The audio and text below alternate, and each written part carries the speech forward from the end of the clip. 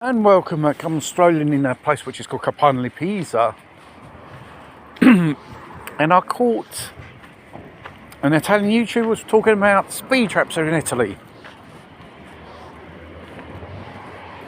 A very important sentence of the Cassazione here in Italy, the Supreme Court, regarding these speed traps, which most of these speed traps, in those boxes, colour boxes, orange or blue, you find them on main roads or on dual carriageways here in Italy.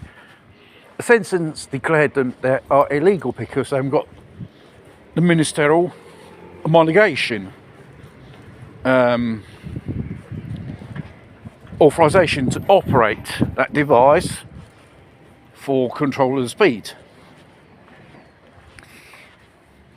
And therefore, if you would have got a fine from one of these machines, you could appeal against it because it's illegal. It's an abusive device. It hasn't got official authorization to operate. And these machines have to go down, I think every 1 or 2 years, they have to go to send off to be revisioned. A bit like an MOT of the car, whether it's correctly functioning, hasn't been tampered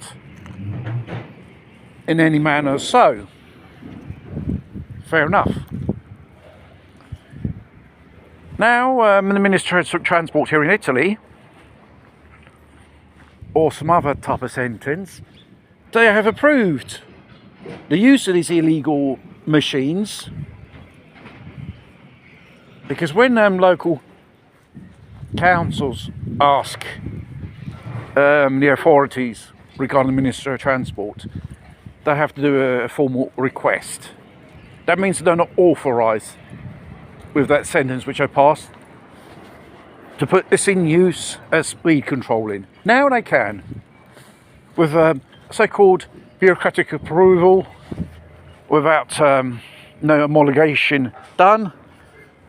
What this means, all of a sudden, all these illegal speed traps in boxes, you have probably seen those who view on holiday in Italy, whether they're orange or blue, those are speed traps.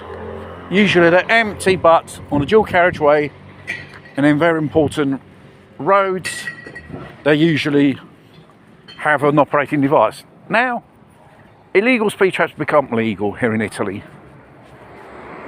It boils down to the fact it's not a question of road safety, it's a question of making money on motorists. Like the T-red thing, the myth, if you pass through red you get fined, that's for sure. If you, in the moment it passes from yellow to red, and you pass over and you stop halfway on the line, stop line, you get fined anyway, because if you overpass the line with the whole car, you can get fined as well. And it differs, believe it or not. If you pass for a red light during the day, the fine is €187. If it's night time, it's €222. What's the difference? You pass for a red light anyway, and the fine has to be the same. And if you pass for a green light, especially when it has type of 2 lanes which turns right or left, because if you pass in a lane going straight on when you have to turn left or right, that thing will catch you anyway because you're not using the appropriate lane. So those are a few tips on how the situation now.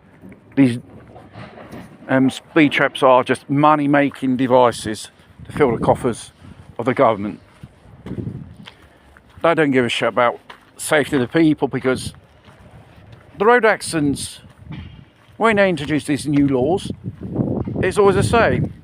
The problem is there's not enough coppers in patrol cars to enforce these laws. It's a lot more easy to put a trap, electronic thing, Now you what? You have to be careful in future when you're passing in certain towns. You know those closed circuit TV cameras for urban surveillance? Those which are directly pointed on the road, from now on they can be programmed for speed, not for speed,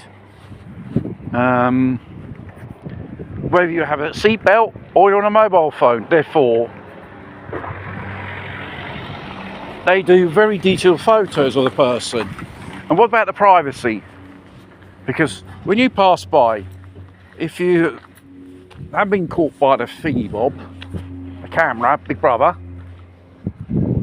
that photo remains in memory for about 30 days. And there's a discussion about that, about privacy and all that stuff there, because it actually shows the face of the motorist. Because whether it's got a seatbelt or whether it has a mobile phone in the hand while driving,